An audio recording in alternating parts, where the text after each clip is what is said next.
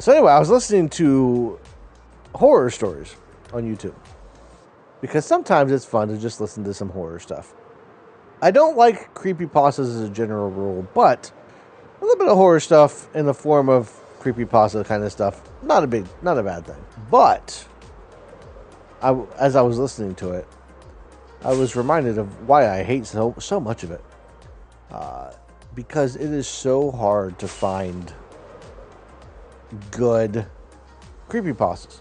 Now, there's a lot of channels out there that read these scary stories, right? But especially since I've become an author and I've become more inclined to pay attention to the words that are used in stories and that kind of thing, I found myself more and more frustrated with some of these stories because some of these stories are just so badly written, and there's so many of them that are like they say, this is a true story. There's several of them that I was listening to today that 3 true scary stories from road trips, or 3 true scary stories from camping. And then you get into it and it's like, this didn't happen. This did not happen to you. Like, why are you lying? Why are you writing this out and calling it a true story? Like, I don't have a problem. I meant to say this. I meant to talk about this a while back when I was talking about just horror stories in general. Everybody thinks that, like, to be scary, horror has to be true stories. And it doesn't have to be true. It doesn't. You can have scary stories that aren't true.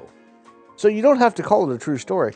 And, like, if you listen to these stories, you start to hear time and time and time again, they go back to, like, I was camping in the woods all by myself out in the middle of nowhere, and then all of a sudden I heard somebody walking around.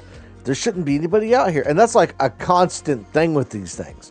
Like, you would think, to listen to these horror stories, that the woods are just crawling with, like, murderers to be out there. Like, it's insane. And the way that they're written, the prose, they go over the top. I think they try to make it sound more realistic by, like, throwing in name brands of stuff. Like one of the ones I was listening to, the guy's like, "Oh, I decided to stop at Wendy's," and I'm like, "Really? Did you need to say Wendy's? Did you think it makes it sound more real if you say Wendy's?"